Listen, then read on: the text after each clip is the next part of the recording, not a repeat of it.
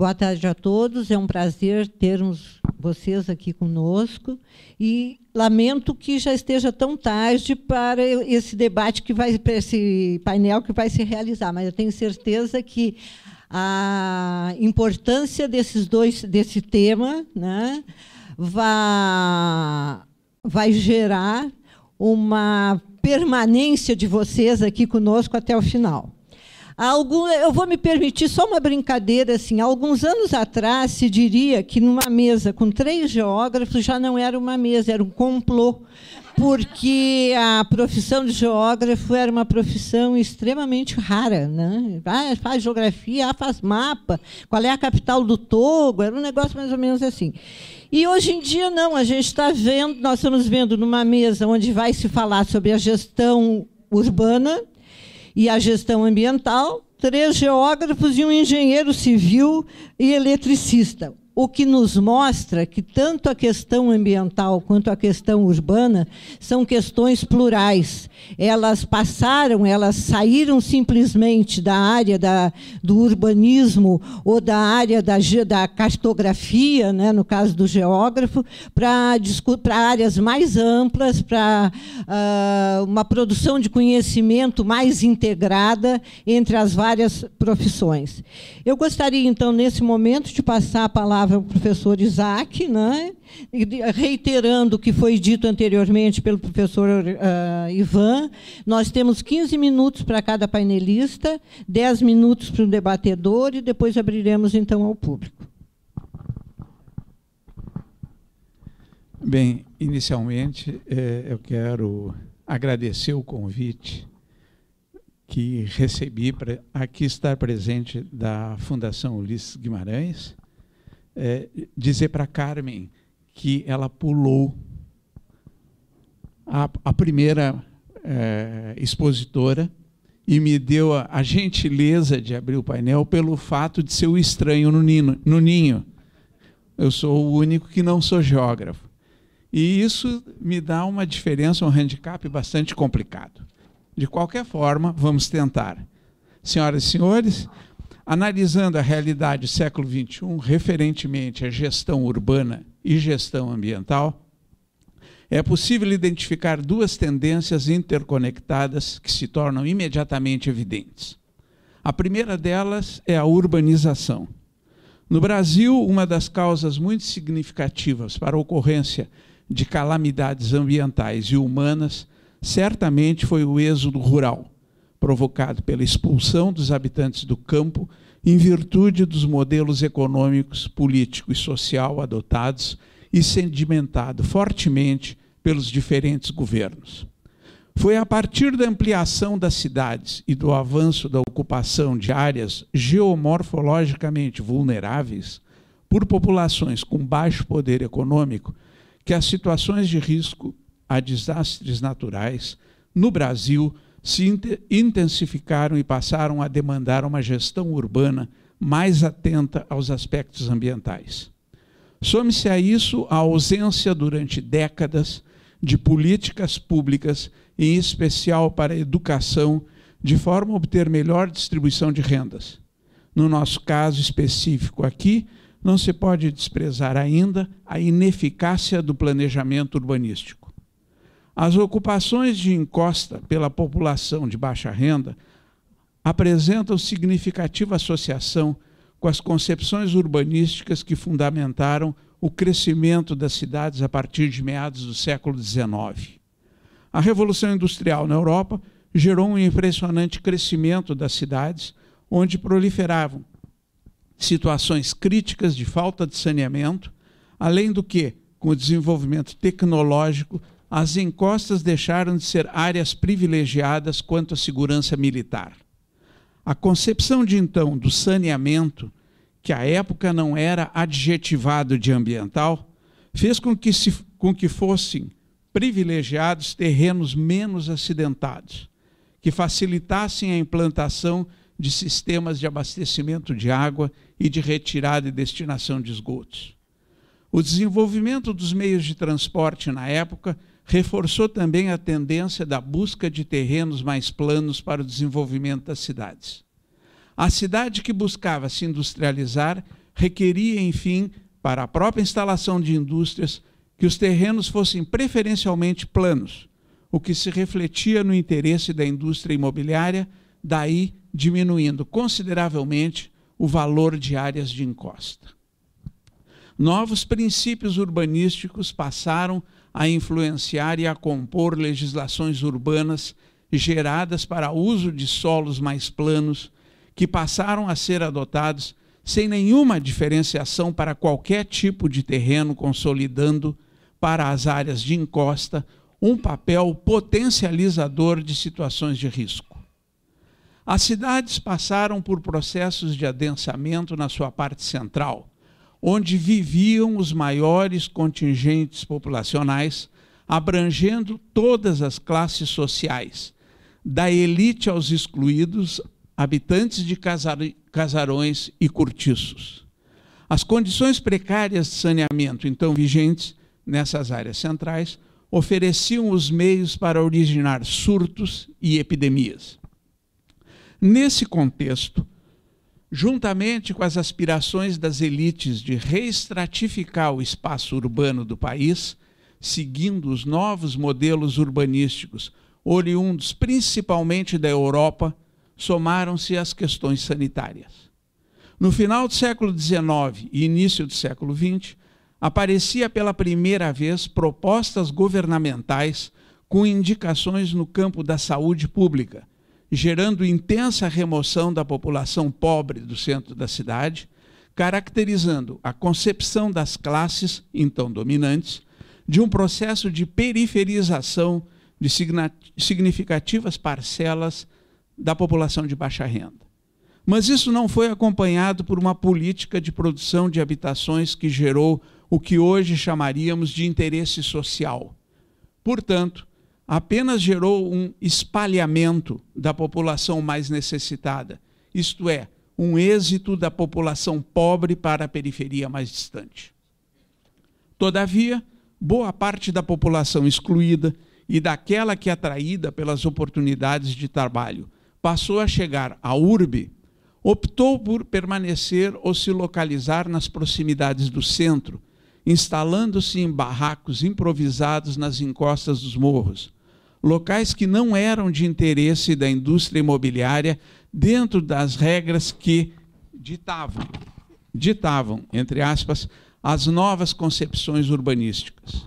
Na segunda metade do século XX, as cidades experimentaram um crescimento pronunciado, especialmente em áreas de encosta. Considerando que as grandes cidades do Brasil, como é o caso de Porto Alegre, encontram-se junto ou próximas a recursos hídricos significativos e com expressivas áreas de morros, intensificaram-se acidentes associados a deslizamento de terra, fenômeno geológico e climatológico de movimentos de solo, tais como quedas de rocha, falência de encostas íngremes, bem como fluxos de superficiais de detritos. A população pobre das cidades, impedidos de ter acesso aos escassos recursos naturais no meio urbano ou de se proteger das condições ambientais adversas, foram os mais afetados pelos impactos negativos da urbanização.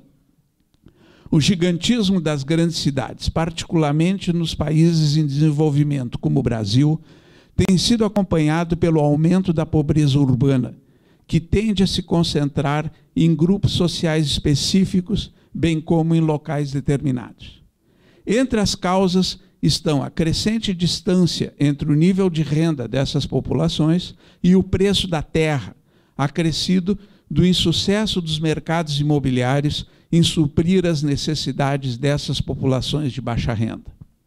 O ano de 2008 caracterizou pela primeira vez na história o momento no qual os habitantes urbanos ultrapassaram aqueles que vivem fora da urbe no meio rural. Encarada pelo ponto de vista das oportunidades econômicas, educacionais e sociais, a migração para as cidades se tornou inegável e irresistível. De acordo com projeção de dados das Nações Unidas, praticamente todo o crescimento populacional nas próximas décadas ocorrerá em áreas urbanas de países com média ou baixa renda. As expectativas mais recentes indicam que por volta de 2030, esse número poderá alcançar quase 5 bilhões de pessoas, sendo que a maior parte desse crescimento será fortemente concentrado na Ásia e na África. Como o Brasil é o mais populoso país da América do Sul, é possível extrapolar esta expectativa também para o nosso país. Outra faceta a ser considerada é a irregularidade e o desordenamento da ocupação do solo, visto que, em geral, são ocupadas áreas vedadas à construção pela legislação, como margens de arroios, regiões de alta declividades, áreas de proteção ambiental e outras áreas que compõem zonas verdes de loteamento. Estabelece-se dessa forma uma situação de ilegalidade que coloca a comunidade transgressora em condições de inferioridade na discussão de seus direitos. É certo que o crescimento demográfico tem sido um dos pontos relevantes nesse contexto, pois, sendo exagerado, está a influir como básico no consumo, que impulsiona o mercado e o comércio, e que nos leva a explorar a natureza de forma ininteligível e irracional, o cerne do denominado aquecimento do planeta. Isso nos conduz a outra tendência inicialmente citada. Retomando o colocado no início da apresentação, a segunda tendência está vinculada ao número de calamidades ambientais e ao crescente número de pessoas afetadas pelos mesmos. Dentre os principais problemas, como já salientado, com que a população atualmente se depara, saliento: 1. As desigualdades socioeconômicas crescentes entre camadas sociais dentro de uma determinada região e dentro de cada uma delas. 2. Os processos de degradação ambiental, que dia a dia tornam o seu locus mais hostil à vida humana. As cidades se apresentam como palco importante das transformações, pois são o resultado do ambiente natural alterado artificialmente para atender às necessidades humanas como seres sociais. As cidades modernas são marcadas cada vez mais pela maximização dessas relações, o que implica no afastamento das condições ecológicas naturais do ambiente urbano, com reflexos diretos sobre a biosfera e a qualidade de vida. Assim, quanto maior e mais modernos forem os centros urbanos, mais difícil será a sobrevivência da fauna, flora e do próprio ser humano. As condições ambientais resultantes do atual processo de urbanização têm sido caracterizadas por temperaturas elevadas, adensamento de edificações, lançamento de gases por veículos automotores e pelas indústrias, resíduos sólidos, diversos tipos de poluição sonora, atmosférica, dos solos, das águas, lançamento de esgotos in natura em cursos d'água e morte da fauna e flora urbanas. Além dos efeitos locais e regionais, ocorrem fatos com reflexos mundiais: destruição das florestas pela prática intensa de desmatamento, queimadas, chuva ácida, aumento do buraco na camada de ozônio e efeito estufa.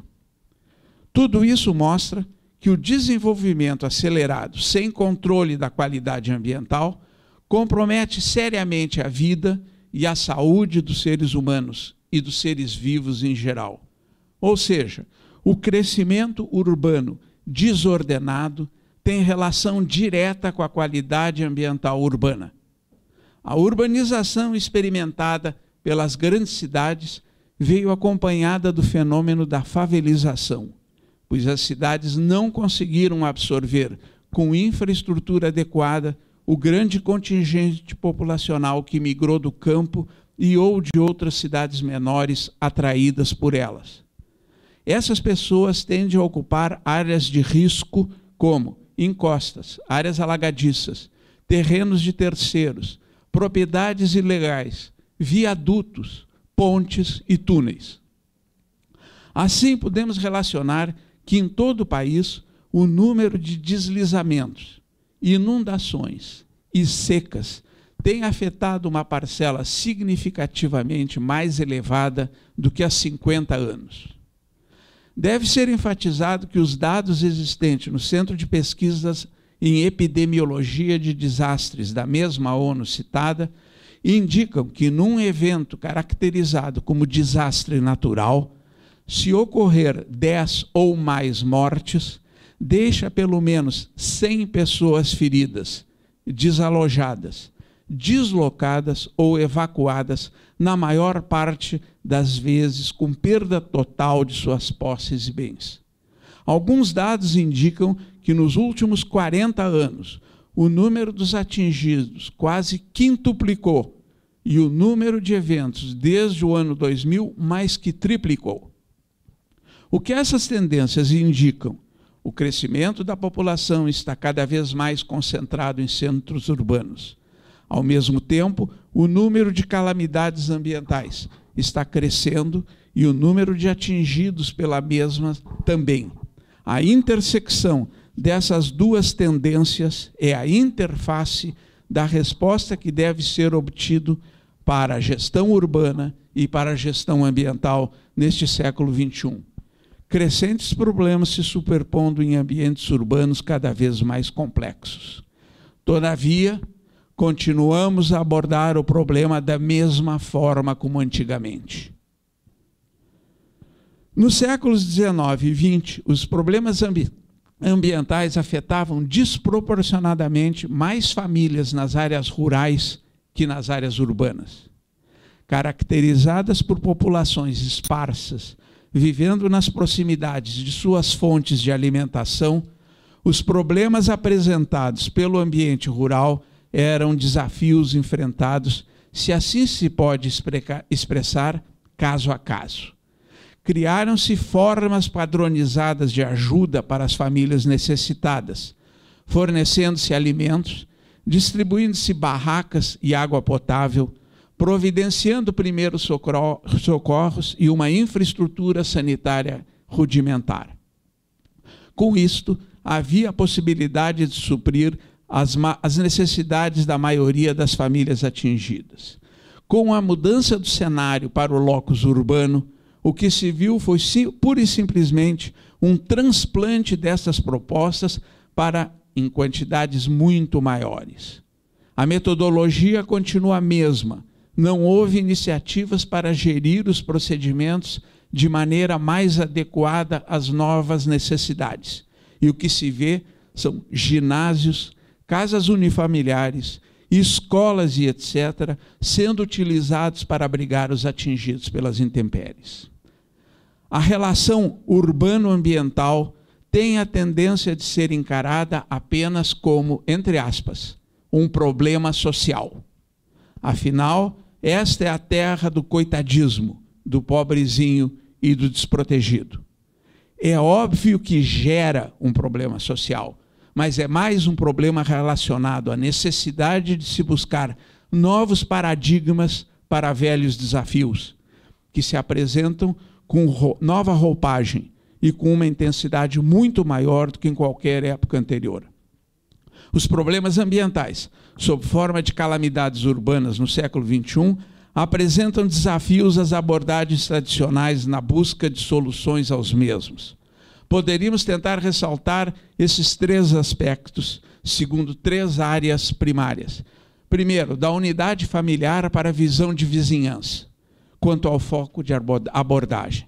Até aqui, identificando a unidade familiar como aquela de intervenção baseados, na maior parte das vezes, em populações esparsas, vivendo em espaços delimitados nas áreas rurais, geralmente autossuficientes em termos de modelo de vida, produção de alimentos, abrigo e saneamento, o que permitia que a abordagem fosse através de intervenções vinculadas à unidade familiar.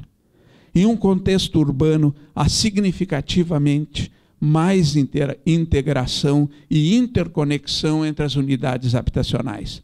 Definir metas no nível de unidade familiar raramente é possível, pois poucas famílias possuem como própria a área de terra em que vivem, e menos ainda produzem alimentos suficientes para suprir a família. Na maior parte das áreas urbanas, as habitações não possuem fontes próprias de água potável e as saídas dos equipamentos sanitários estão interconectadas através de infraestrutura de água e esgotos públicos. Assim, as calamidades urbanas apresentam características especiais de dificuldades em projetar medidas isoladas, vinculadas a cada unidade familiar. Ou seja, é necessária uma abordagem diferenciada, baseada na vizinhança, comunidade de trabalho. Segundo, subsistência urbana. Os meios urbanos de vida podem ser os mais variados possíveis, mas o objetivo primário dessa subsistência é ganhar dinheiro, para permitir à família comprar aqueles itens que mais necessariamente, que urgentemente são mais necessários.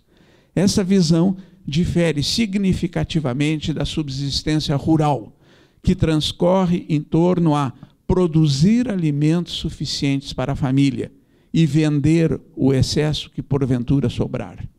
Em um contexto urbano, onde as famílias dependem da compra daqueles itens mais necessários para elas, qualquer interrupção na condição dela de obter renda para isso pode ser muito desastrosa. Problemas ambientais urbanos, sob forma de calamidade, podem levar à perda de emprego e frequentemente resultam em aumentos inesperados de preço para alimentos, água e mercadoria em geral, que então especificamente se fazem necessários. A família urbana é muito atingida desproporcionalmente por um problema ambiental, porque aqueles itens que a família mais necessita aumentam de preço, ao mesmo tempo em que a família passa a ter menos recursos financeiros para gastar neles. O pobre urbano, em especial o migrante, via de regra, carece de bens, tanto físicos como sociais, ou seja, dinheiro, conexões ou propriedade, no qual se basear quando há uma diminuição ou interrupção da sua renda e quando um choque nos preços reduz seu poder de compra relativo àquela renda. Os modelos de subsistência urbana são, na maior parte das vezes, mais complexos e interrelacionados que as formas de subsistência rurais, pois se baseia na funcionalidade de mercado. Um dos desafios do século XXI será melhor entender e trabalhar com a subsistência urbana, em especial com suas vulnerabilidades específicas.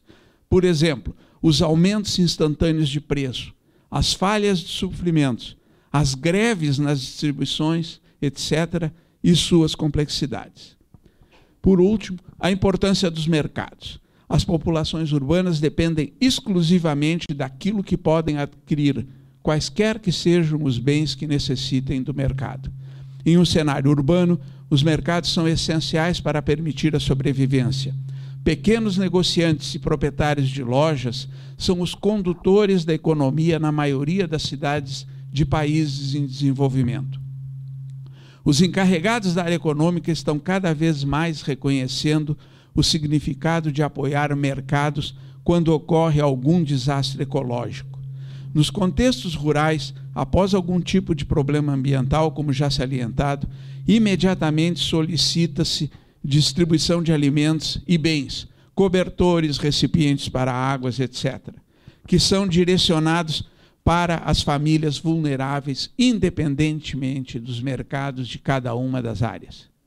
A lógica por trás desse procedimento é que o mercado por si só é inábil para prover os itens necessários ou está muito distante para permitir que as famílias obtenham rapidamente aquilo que necessitam. Por seu lado, os contextos urbanos, os mercados mais robustos e próximos.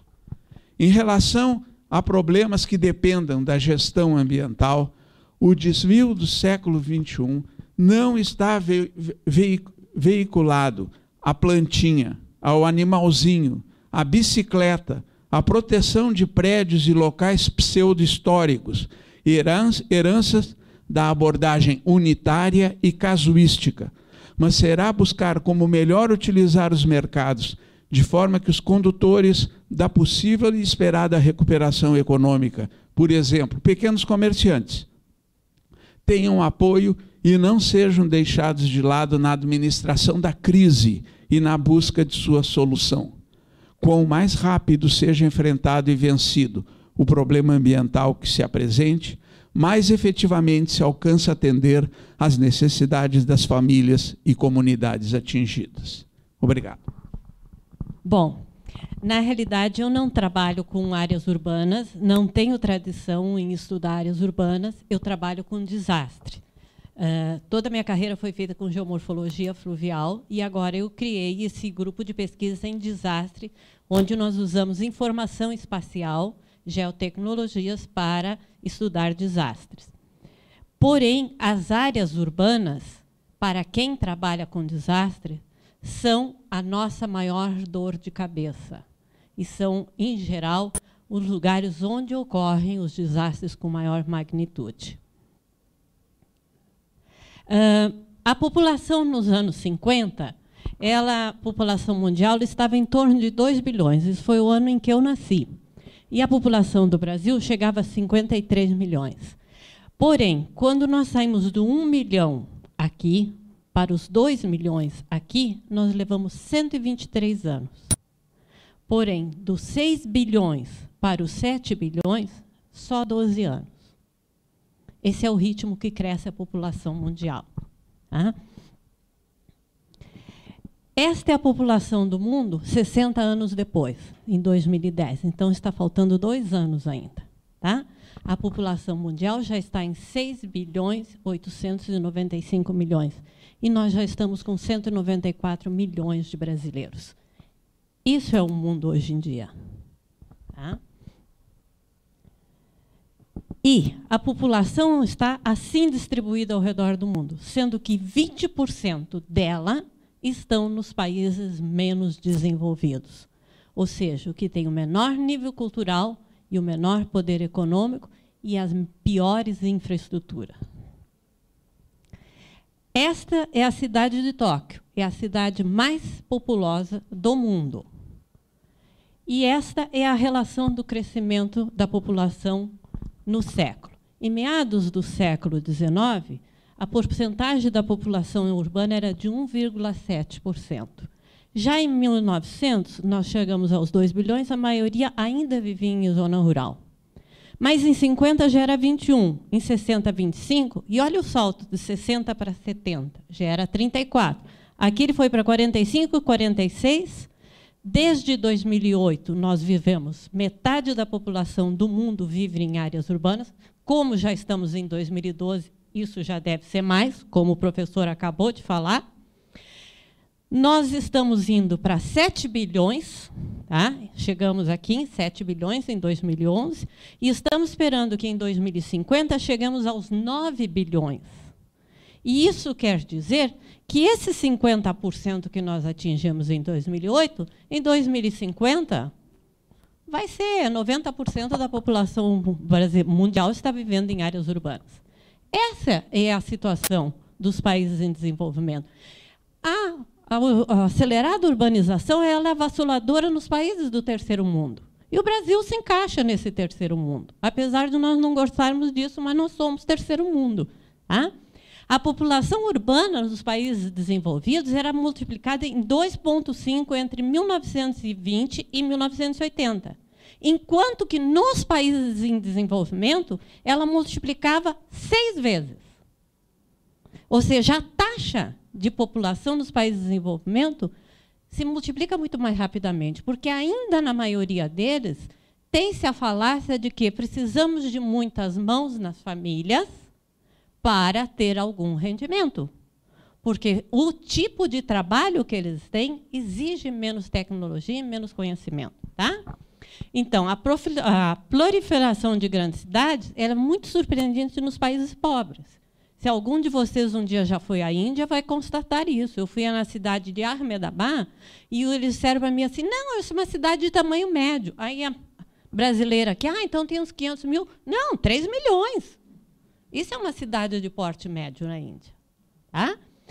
Das 26 cidades do mundo com mais de 5 milhões de habitantes, 16 estavam em países em desenvolvimento ou subdesenvolvidos. Tá? Isso é Caracas. Isso é as favelas de Caracas. Bonita, né? Coloridinha, linda. Parece casinha de Lego, foi o que um aluno meu disse. Mas isso é o que acontece na América do Sul. Tá? Nós temos, ao contrário do que se imagina, não é na Ásia e na África, professor, que nós temos o maior crescimento, é na América Latina. A América Latina tem um crescimento muito mais acelerado do que na África e na Ásia. Tá? Nós temos grandes populações na Ásia, como a Índia, como o Bangladesh. Então, isso quer dizer o seguinte, que em 60, 209 milhões era a população na América Latina. Em 75, 61% já vivia em áreas urbanas. Em 90, 71, 2008, 2001 foi para 78%, e esperamos que, ou seja, de 518, 406 milhões vivem em áreas urbanas nessa região, e esperamos que, em 2025, 85% da população da América Latina e Central viverão em áreas urbanas. Tá? E deste, 42% viverão em cidades com mais de 1 milhão de habitantes. Portanto, a América Latina é um dos lugares mais urbanizados do mundo. Tá? Sendo que 83% da população da América Latina está na América do Sul. Tá?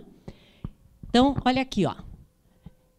Para 2015, estima-se que 80% da população urbana vai ter a seguinte distribuição. 16% estarão em áreas metropolitanas com 5 milhões, sendo uma proporção que se estabiliza. Porém, 28% vão estar em 122 áreas metropolitanas, que vão variar de 500 mil a 5 milhões e que vão aumentar. 36% estarão em pequenas e médias cidades, até 500 mil, incluindo povoados de 20 mil, que também irão aumentar.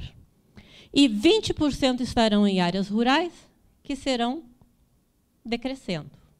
Por que as pessoas vão para as áreas urbanas? Porque o trabalho é menos pesado, porque a agricultura está sendo mecanizada, já não precisa de tantas mãos, porque a oportunidade de trabalho é melhor, porque põe as pessoas na modernidade, permite às pessoas, pelo menos ilusoriamente, ter acesso a uma série de coisas. Tá? Porém, paralelamente, se as coisas não derem certo, empurram as pessoas para as áreas mais pobres e com menos infraestrutura.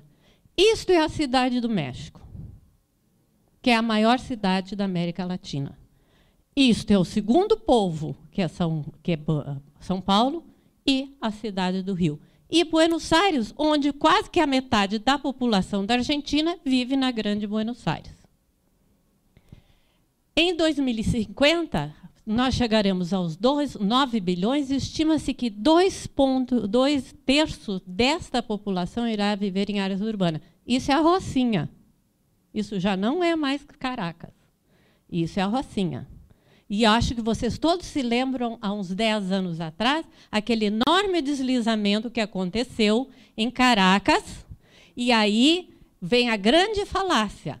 Viver em áreas de risco é viver com áreas de altas declividades. Não, não é só isso. Porque em Caracas, o deslizamento começou nas altas declividades, mas soterrou quem morava nas áreas planas na beira do mar. Aquela material que saiu da área montanhosa, ela arrastou tudo que estava por ali e soterrou quem morava lá embaixo, nas áreas planas. E muitos foram viver nas áreas planas porque elas estão longe do risco. Só que aquelas áreas planas simplesmente sumiram, 4 cidades. Porque tudo que veio lá de cima parou nas áreas planas. Então, não é tão verdade assim que viver em áreas planas é um lugar seguro. O que é um desastre? Um desastre natural ele pode ser conceituado da seguinte forma. É o resultado do impacto de um fenômeno natural extremo ou intenso sobre um sistema social que causa danos sérios e que excede a capacidade deste sistema social conviver com esse impacto, se recuperar desse impacto. Isso é um desastre. Ele, em geral, acontece Desastre natural é provocado por eventos adversos naturais ou provocado pelo homem. Ele atinge um ecossistema vulnerável, já imaginou? Se ele cair aqui, tem vários jacarés esperando por eles. Ele causa danos humanos, materiais ou ambientais e sérios prejuízos socioeconômicos.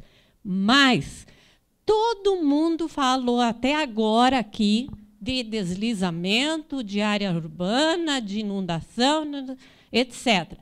Todo mundo esquece a bendita da seca. A seca é um dos maiores desastres naturais que existe, porque ele abrange grandes extensões, leva meses, às vezes anos, e ninguém percebe o reflexo dela, porque ela é lenta e demorada. Então, às vezes, aquela menina de 15 anos que está se prostituindo numa área urbana é uma retirante de uma seca porque não tinha mais o que comer. Só que, como a seca aconteceu há 6 meses atrás, ninguém se lembra que aquela menina que está se prostituindo é um reflexo econômico e social de uma seca. Tá? Isto são os desastres no mundo do Banco do EMDAT. Eles fizeram um levantamento entre 1900 e 2010. Deem uma olhada quando os desastres começam a aumentar. Exatamente quando o mundo resolveu se tornar urbano e mais industrializado. Tá?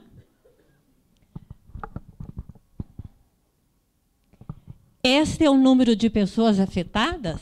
E olha aqui, ó, o número de pessoas afetadas começa a aumentar só depois de 1960. Tá? Nós temos 3 grandes desastres que provocaram bilhões em prejuízo, que foi o furacão Katrina, onde os Estados Unidos estava totalmente despreparado para receber o furacão. E pior, ele não tinha resiliência nenhuma. Ou seja, o furacão chegou e literalmente pegou todo mundo de calças curtas. Nem o presidente do próprio país acreditou que o desastre era de grandes proporções. Tá? O segundo foi o terremoto de Wenchuan, na China, e o terremoto de Kobe, no Japão. Terremotos, eles são sempre de grandes proporções e causam grandes desastres, principalmente em áreas, por exemplo, como, não sei se você lembra do Irã, há 5 anos atrás, que as casas eram construídas de barro. Então, elas não resistiram ao desastre, não porque o terremoto foi tão grande, mas porque a fragilidade da casa é grande. Assim como aqui no Rio Grande do Sul, os granizos fazem enormes estragos, porque as telhas de amianto são de 4 milímetros. Mas não adianta dar para eles telhas de 6 milímetros, porque a estrutura da casa vai desabar, ela não aguenta a telha mais pesada. Bom, nós aprendemos a ter menos mortos por desastre. Porém, nós não conseguimos aprender a nos prevenir deles. Este é o número de pessoas afetadas e o número de desastres. O que nós temos aí? Ó? Por que concentrar os nossos esforços no geramento de desastres urbanos? Porque dos 250 em 2050, quando nós chegarmos a 9 bilhões de pessoas, 60% nascerão nas cidades mais pobres do mundo que estão localizadas no país em desenvolvimento. 95% das mortes causadas por desastre ocorrem em países em desenvolvimento. E os 20 vezes maiores perdas de vidas também ocorrem em países em desenvolvimento. Portanto, todo desastre que nós temos e que ocorre em países em desenvolvimento, eles custam infinitamente mais do que nos países desenvolvidos. A menos que você faça erros de administração, como foi o caso do Katrina. A população mundial cresce cerca de 60 milhões de pessoas a cada ano, e a maior parte dela vive em zonas de famílias de baixa renda, ou de média, classe média ou renda média. Portanto, são fortemente afetadas pela inundação, localizadas erradamente, porque o deslizamento foi na parte de maior declividade, e não, mas quem ficou soterrado era que estava na área de menos declividade. Tá? E equívocos como este Famílias pobres moram no Morro do Bumba. Famílias ricas fazem aquela bobagem da pousada de Angra dos Reis. Porque até um cego veria que um dia aquela vertente ia parar em cima daquela pousada. E, em segundo lugar, o que aquela pousada está fazendo lá, se aquilo é um parque nacional? É o Parque Nacional da Serra do Mar. O que ela estava fazendo lá? As cidades médias e pequenas são as que irão experimentar o maior crescimento da América Latina. Por isso que eu briguei com o senhor, professor, porque são essas cidades que vão criar a maior quantidade de lixos e que têm o péssimo hábito de jogá-los nos córregos, nos cursos de água. Tá? O que acontece é o seguinte, o rio está placidamente correndo pelo seu canal. Aí eu vou lá e jogo um sofá lá dentro. O que acontece? Aquele sofá está ocupando o lugar onde a água corria antes. Então, a água vai ter que procurar um lugar para passar. E esse novo lugar para passar pode ser a sua casa. Mas ninguém pensa isso quando joga as coisas dentro do rio. Tá? Em termos de sólidos, resíduos sólidos nas áreas urbanas, em 95, do total de 474 milhões de pessoas na América Latina, 357 viviam em áreas urbanas e produziam 275 toneladas de lixos por dia. Em 2001, isso vai subir para 369, e em 2015 espera que se chegue a 446. A disposição, a maior parte dos países na América Latina tem uma baixa qualidade na disposição final de resíduos sólidos, o que gera isso aqui, ó, além de levar crescente degradação do solo em entorno urbano, contaminação de aquíferos e da atmosfera e efeitos negativos na população, bem como alagamentos, inundações bruscas e deslizamentos. Tá? Bom, cerca de 80% da população brasileira vive hoje em cidades. A área urbana de São Paulo está aí, 968 quilômetros quadrados. E o Brasil é um dos países mais urbanizados do mundo. Não há Cristo que resista a isso aí. Não há plano de contingência de desastre, não há planejamento urbano, não há prevenção, desculpe, de desastre que resista a isso. Isso aqui são o rio. Isso aqui é um rio que, antigamente, o João Avelange, antes de se tornar o dono do futebol, ganhou várias medalhas de natação nadando nesse rio. Hoje é aquela infernal marginal do Tietê e do Rio do Pinheiros, que se cai uma gota de chuva na China, alaga na marginal Tietê. Então, não há plano de contingenciamento que resista a isso. Tá? Das 14 megacidades, com mais de 10 milhões de habitantes, a maior parte delas estão no terceiro mundo. E aí vai acontecer aqui, ó. Vamos começar a achar que Veneza é a última inundação de São Paulo. Tá? Isso leva a um descontrole da área urbana, falta de planejamento, elevadas taxas de crescimento populacional, transformado muitos aglomeramentos urbanos em verdadeiros lugares caóticos, como esse coitado aqui, que além da inundação ainda vai ter que enfrentar tudo isso aqui, e uma alta vulnerabilidade e risco. Sem contar que 95% das cidades brasileiras nunca viram um mapa de risco e nem têm a menor intenção de fazer. Tá? A maioria dos municípios urbanos é assim. Mas a maioria das defesas civis no Brasil estão despreparadas para desastre. E elas mudam a cada governo. Então, até que eles conseguem se preparar, boa parte das defesas civis estaduais eram pessoas que eram salva-vidas, que coordenavam o trânsito, faziam um policiamento da cidade. Aí, quando muda o governo, eles são chamados para ser defesa civil, eles passam um ano se capacitando, 2 trabalhando e o terceiro e o quarto freando, porque vai mudar o governo, e eles vão cair fora. E quando eles caem fora, acontece o absurdo que aconteceu aqui. Quando saiu de um governo para outro, não foi esse, foi antigo, quando a nova turma da Defesa Civil chegou, os computadores estavam formatados. Ou seja, tudo que se tinha feito até ali sumiu. Então, Até 2008, não há dados sobre desastre no Brasil, no Rio Grande do Sul. Sumiu. Tá?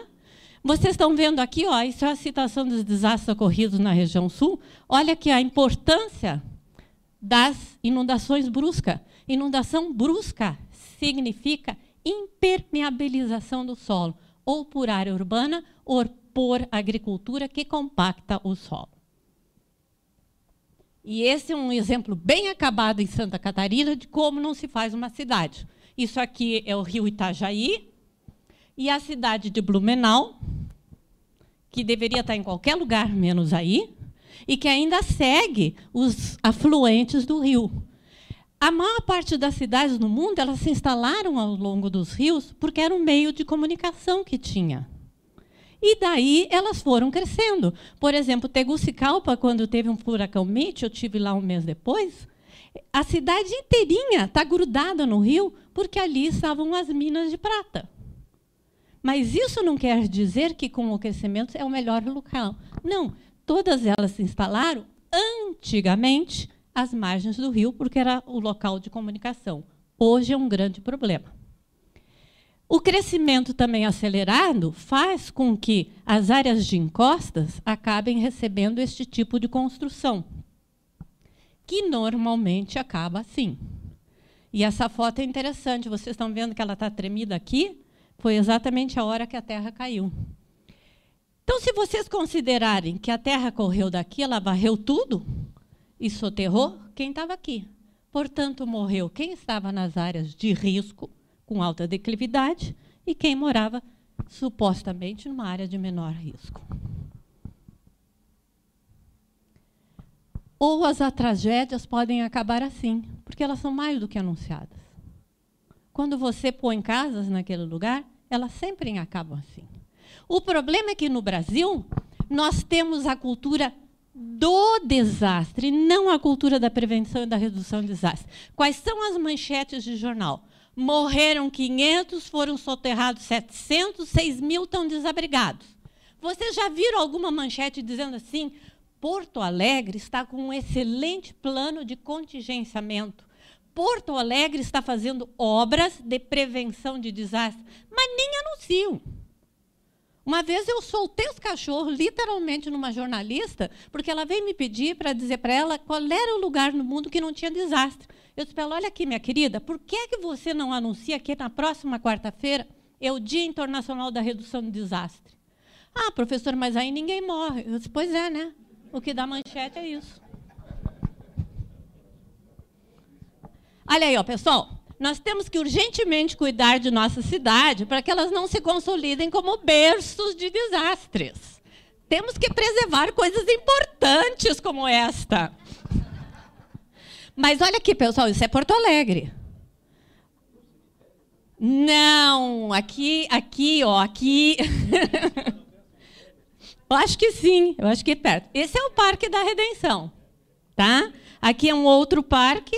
E aqui tem outro parque, mas deem uma olhada, gente. Porto Alegre não está tão bem assim. Porto Alegre está altamente impermeabilizada. Isso é um problema sério. Nós temos cada vez mais a ocorrência de chuvas concentradas. E essa chuva concentrada é também um efeito da urbanização. Porque a água que antes se infiltrava, ela hoje em dia é totalmente evaporada de volta. Tá? Então, é necessário que nós tenhamos planejamento adequado para evitar o rápido adensamento das cidades, causados pelo crescimento acelerado da população, crescente e acelerada impermeabilização do solo, que, inclusive, auxilia a criação de ilhas de calor. E Porto Alegre tem várias ilhas de calor. Áreas que anteriormente foram descartadas, agora são habitadas. Ninguém mandou esse pessoal morar nessas ilhas aqui. Tá? Megacidades e a ocupação de terras marginais por novos moradores e crescente suscetibilidade ao desmonte da infraestrutura e à falta. E, quando as pessoas mudam para a cidade, elas têm a falsa sensação de segurança, mas não necessariamente elas estão protegidas. Isso foi o que aconteceu em Porto Alegre no dia 14 e dia 15 da semana passada, que Porto Alegre ficou debaixo d'água. Esse é um sistema de monitoramento e alerta de desastres naturais que nós temos, que a Defesa Civil recebe as 3 defesas civis estaduais, e vocês estão vendo aqui que Porto Alegre estava só em atenção e agora entrou em alerta. Nem choveu tanto assim. Choveu 77 milímetros em Porto Alegre, neste espaço de tempo. Tá? Começa-se os alertas depois de 80 milímetros. Mas vamos ver onde é que choveu? Para onde a água vai correr, pessoal? E não é pessoas de baixa renda que moram aí. Tá? Isso aqui é Santana, Rua Santana, em Porto Alegre. Tá? Aqui é o Arroio Dilúvio, aqui eu acho que é o Planetário. Então, gente, não é pessoal de baixa renda que mora aí. Porque eu ouvi várias vezes aqui falando-se que as populações de baixa renda são as que sofrem desastre. Não, desastre democrático. Ele manda todo mundo para o espaço. Nós tivemos exemplos lá em Petrópolis. Ele é democratíssimo. Tá? Olha aqui, ó. Olha o outro. É ali na São Pedro, com a Benjamin Constant. Também não é população de baixa renda. Mas, porém, que drenagem urbana resiste a tanta impermeabilização? Considerando-se que a drenagem urbana é calculada pela média da precipitação do lugar. Só que essa drenagem foi construída quando eu era criança, 10 anos atrás. Hoje em dia já mudou isso. Tá? Quando o Loureiro Gervásio fez isso, a chuva era X. Hoje ela é X mais 20. Então, não há drenagem urbana que resista a isso. Tá? Isso aí é Porto Alegre. Isso é Porto Alegre. Vocês estão vendo alguma área de alta declividade aí? Não. Está ali o viaduto da Marli e outras áreas que eu nem lembro mais. Tá? Por quê? Porto Alegre não tem problemas tanto de deslizamento. Porque, olha aqui, ó, de acordo com o mapa de declividade, a maior parte da cidade são áreas planas. Isso quer dizer de 0 a 3% e algumas de 3 a 8%. Certo? Está aqui o Rasenac, que fez um mapa de declividade da cidade para comprovar isso. Olha aqui o que nós temos em Porto Alegre. Nós temos vertentes muito côncavas e côncavas, são vertentes assim, onde se concentram principalmente nos canais de rios. E é muito convexa e convexa, que são assim, onde você tem o escoamento superficial maior. Porém, a maior parte de Porto Alegre é retilínea, ou seja, há um equilíbrio entre o escoamento e a acumulação. Portanto, é aqui que as águas depositam. Tá? Se você impermeabiliza tudo isso, não há para onde a água ir. Porto Alegre fica debaixo d'água. Portanto, meus queridos, pode pegar aquele muro lá da Mauá, tirar ele fora, porque o Lago Guaíba é o menor problema de Porto Alegre. A última grande inundação que eu lembre de Porto Alegre foi em 1963. Não, nós tivemos uma em 41 e uma em 63. Eu lembro disso, eu tinha 13 anos de idade, foi agosto de 63. Desde lá, não tivemos mais. Temos um sistema de barragens para controlar a inundação. Com boa sorte, se São Pedro não mandar vento sul, Porto Alegre não inunda mais pelo Guaíba. Agora, os alagamentos, isso vocês podem esperar. Pode comprar o barquinho. Tá? E eu quero apresentar para vocês o maior causador de desastre do mundo. No Brasil, nós temos 194 milhões de causadores de desastre, inclusive eu. Não é verdade que a causa do desastre é a ausência do poder público. Cada um de nós contribui e muito para desastres. A falta de educação do brasileiro e a total noção do brasileiro do que é ser cidadania é o maior causador de desastre nesse país. Vou dar só um exemplo para vocês. Todas as cidades brasileiras, o lixo é recolhido à noite. Todo mundo sabe que os caminhões de lixo passam 9, 10 da noite. Por quê? Porque é hora de menor tráfego e não atrapalha ninguém. Aí a madame termina de fazer sua comida, o lixo encheu. Eu não vou ficar com isso dentro da minha casa. Pega e joga, puf, na calçada. Aqui está o muro dela. Então, puf, caiu lá do outro lado do muro dela, já não é mais problema dela. Não foi ela que gerou aquele lixo, não foi ela que pôs a sacolinha lá. Aí depois, quando chove, e esse lixo arrastado, ela assim, também, o lixo ficou o dia inteiro ali na rua. Ué, mas ela sabe que o caminhão passa às 9 da noite. Por que ela botou o lixo àquela hora? Por que ela não guarda? Por que ela não tem uma lata ali onde ela guarda e uma outra onde ela pode continuar fazendo lixo? Isto é falta de cidadania. É o que eu costumo dizer em Santa Maria. Eu moro em Santa Maria, nós temos 300 mil habitantes. Se cada habitante de Santa Maria jogasse uma balinha de papel, um papel de balinha por dia, ao final de 5 dias nós teríamos 300 mil habitantes vezes 5 papeizinhos. Daria 1.500.000 papeizinhos. Ou seja, é uma Porto Alegre de papelzinho. Joga isso no Arroio Cadena em Santa Maria para ver o que vai acontecer. Ou joga isso nas ruas e aí chove que é arrastado para o bueiro. Este criador de desastre, ele diz que ele nunca faz isto. Tá? Isto aqui é uma grade de 80 milímetros, uma grade de 67 e uma grade de 25.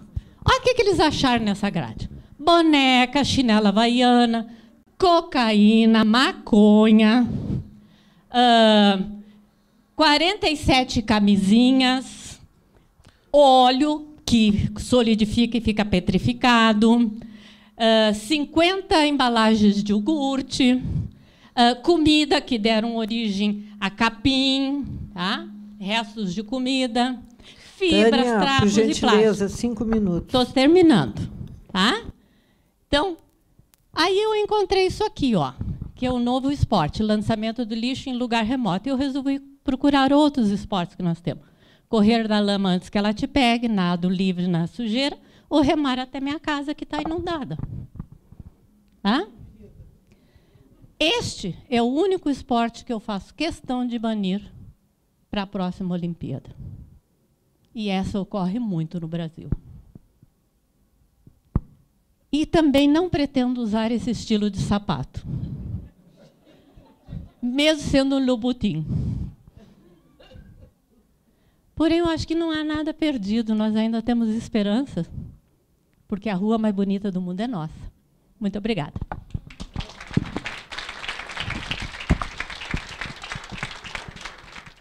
Me cabe pouco complemento, mas eu gostaria ainda assim de colocar uns poucos pontos.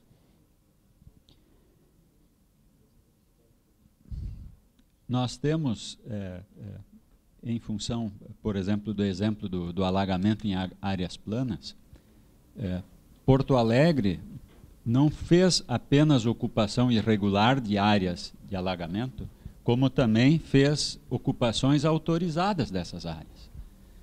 Então, nós temos a Zona Norte, né, sendo ocupada e com loteamentos autorizados, onde nós temos um piscinão natural.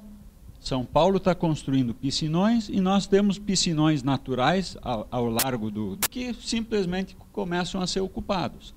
Então, isso não é apenas uma ocupação espontânea ou irregular, ou que nome se dê a essa ocupação não autorizada, mas é um problema sério e, bom, mas daqui 20 anos os engenheiros vão ter trabalho porque vão fazer piscinões e vão ter que desapropriar áreas urbanizadas, né? Da mesma forma, a colocação de interface de gestão ambiental e gestão urbana, às vezes me parece um pouco a razão de muitos dos problemas, porque nós tratamos eles como dicotômicos. Eles são confrontantes e, na verdade, não deveriam ser. O professor Ramos colocou, a gente tem que ver a cidade como integral, e nela a gente tem essas coisas todas integradas. Então, o ambiental ele não pode pelear com o urbano. Ele é parte no urbano e ele é parte fora do urbano. Afinal, o que é o urbano? Qual é o espaço urbano que a gente está tratando? Esse espaço urbano ele se estende para fora da cidade. E aí a gente trata do ambiental apenas o que não está construído, e o construído é o urbano? Então, isso para mim, às vezes, é difícil de entender, e se a gente vê as questões dos desastres, tanto as inundações quanto os escorregamentos, eles são, no meu entender, uma visão de que também faltou o planejamento estratégico de se antever lugares que são de risco. Tem alguns que a gente não vai conseguir enxergar, né? Mas nós sabemos lugares, ou temos condições técnicas de saber que lugares não deveriam ser ocupados. Se eles já estão, vamos tratar de remediar, mas existem lugares que são de alta vulnerabilidade e que nós precisamos prevenir que não venham a ser ocupados. E aí vem outros desafios de como efetivamente conseguir isso. Porque são forças políticas, econômicas, não apenas o conhecimento técnico de que aquela área não deva ser ocupada porque ela oferece risco. Eu tenho, e nesse contexto, muito dessas questões ambientais e das questões urbanas, e eu acho que podem se valer dessa tecnologia que está surgindo. A internet pode ser uma excelente ferramenta colaborativa, assim como a Tânia mostrou aqui os indicadores lá, alguém que mandou um Twitter dizendo onde é que estava o alagamento ou coisa do gênero. Para muitas ações, a participação popular ela não precisa ser formal, ela pode ser informal. Então isso foi comentado antes também. Quer dizer, nós temos hoje, quem não houve semanas atrás um publicitário colou nos postes de luz o número das linhas de ônibus que passavam em determinado bairro, né? E aí a IPTC foi lá e xingou o cara, enfim, protestou dizendo que isso era uma ilegalidade, de fato era. Mas no dia seguinte se voltou atrás e disse, nós compramos a ideia e vamos colaborar proativamente para melhorar a sinalização então das paradas de ônibus. Tem espaço se o poder público também recebe isso e processa. Não simplesmente ele ser o rei da situação e poder dizer, nós sabemos como fazer. Não. A população, né, a comunidade que está organizada num determinado bairro, ela tem sua organização e sabe o que ela quer. Então, cabe ao poder público também ouvi-la e proporcionar oportunidades que permitam a ela contribuir e, com isso, ajudar no controle dos desastres, ajudar a melhorar paisagisticamente a cidade, a criar um conforto que é para toda a população, independente da classe social ou do local na cidade onde ela vive.